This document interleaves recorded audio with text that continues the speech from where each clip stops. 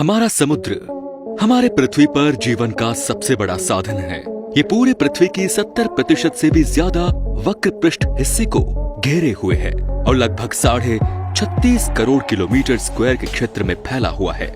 समुद्र पृथ्वी की जिस भाग में सबसे ज्यादा गहरा है वो है प्रशांत महासागर। वो है प्रशांत महासागर के मरियाना ट्रेंच का चैलेंजर वाला हिस्सा, जो कि 11,034 किलोमीटर तक गहरा है। और ये समुद्र जो है ना, जितना पृथ्वी की सतह पर जीव रहते हैं उससे कई गुना ज्यादा जीव समुद्र के अंदर लिए हुए हैं।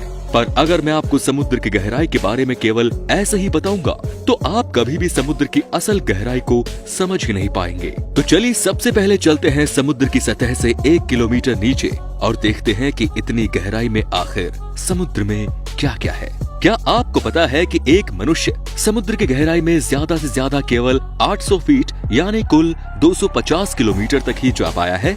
इसके नीचे प्रेशर इतना ज्यादा हो जाता है कि मनुष्य के फेफड़े पूरी तरीके से फट जाते हैं। और हमारे पृथ्वी पर सबसे बड़ी ब्लू व्हेल समुद्र में 500 मीटर की गहराई तक जा सकती है। अपने शिकार को ढूंढने समुद्र से 750 मीटर की गहराई में हमारी पनडुब्बी जा सकती है।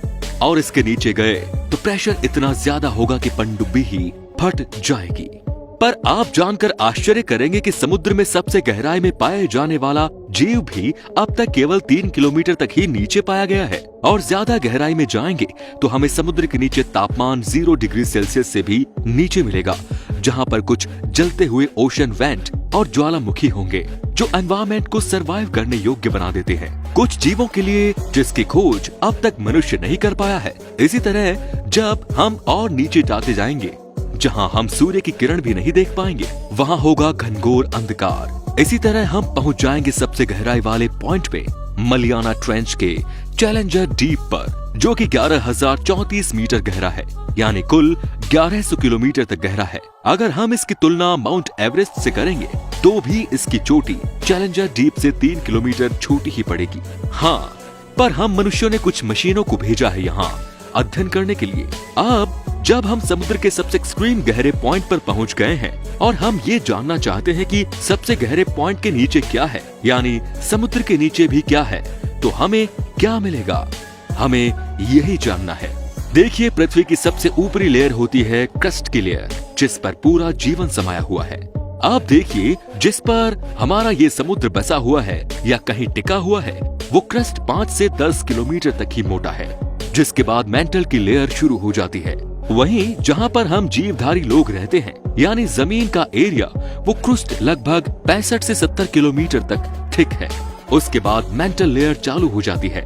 आप देखिए, जमीन के नीचे यानी क्रस्ट के अंदर लगभग 1 किलोमीटर की गहराई में मनुष्य ड्रिल करके तेल निकालता है, जहां पर तेल पाया जाता है, जो कि आधुनिक समय में यानी 2020 में घटकर 1.8 किलोमीटर में 2 किलोमीटर गहराई में पहुंच गया है ऑन एवरेज। लेकिन क्योंकि ओशनिक क्रस्ट केवल 5 से 10 किलोमीटर तक ही गहरा हो सकता है, इसके बहुत नीचे तक तो तेल नहीं मिलता। पर जैसा कि आप जानते हैं कि समुद्र में कई सारे जीव और वनस्पति पाई जाती है। करोड़ों करोड़ों साल तक ये जीव और वनस्पतियां जब मरकर समुद्र की तलहटी पर डिपॉजिट होते जाते हैं, तब करोड़ों साल तक इनकी डिकम्पोजिशन से ये कच्चे तेल से कन्वर्ट होकर ओशनिक क्रस्ट की दरारों में इकट्ठे हो जाते हैं।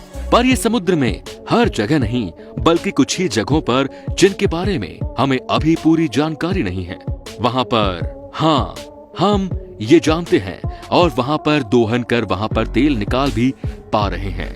जब तेल हर जगह नहीं है तो आखिर समुद्र के नीचे है क्या? हर जगह देखिए, जब से पृथ्वी बनी है उसके कुछ समय बाद से ही पृथ्वी पर जल चक्र बना हुआ है और जल चक्र के कारण किसी न किसी जगह में पानी बरसता ही रहता है। और जब पानी बरसता है तो नदियों के सहारे कुछ अमाउंट में पानी तो समुद्र में मिल ही जाता है और कुछ अमाउंट में पानी जमीन द्वारा सोख लिया जाता है पृथ्वी की हर जगह पर। और यही सोखा हुआ पानी आज हम हैंडपंप जैसी चीजों से निकाल लेते हैं। और ये सब चीजें तो हम आज के जमाने में कर ही पाते हैं। पहले के समय में हैंडपंप जैसी चीजें नहीं थी, तो करोड़ों साल से बरसा हुआ पानी आखिर गया कहाँ? जो कि पृथ्वी पर पहले से ही मौजूद पानी जल चक्र से पृथ्वी के विभिन्न भागों में से बरसकर पृथ्वी के हर हिस्से पर समान रूप से फैल रहा था। जी हाँ, आप सही सोच रहे हो। और ये सब पानी जमीन के अंदर स्टोर है और ये करोड़ों करोड़ों साल से ही स्टोर है। जब पृथ्वी पर पानी आया था और जल चक्र के कारण ये पृथ्वी के विभिन्न भागों में फैल गया और करोड़ों करोड़ों साल तक स्टोर होते होते पृथ्वी की क्रस्ट के नीचे, मेंटल के नीचे ऊपरी सतह में जाकर स्टोर हो चुका है और इस पर एक स्टडी भी हो चुकी है, यानी समुद्र के नीचे भी पानी ही है और ये पानी बहुत समय से जमीन के नीचे स्टोर है। तो दोस्तों, ये थी आज की वीडियो। कैसी लगी आपको मुझे कमेंट करके जरूर बताएं और अगर आपको पृथ्वी पर बने हुए जल चक्र के बारे में और भी ज्यादा पता है तो आप इस वीडियो में कुछ गलतियों को सही करना चाहते हैं तो नीचे कमेंट में बता सकते हैं। धन्यवाद।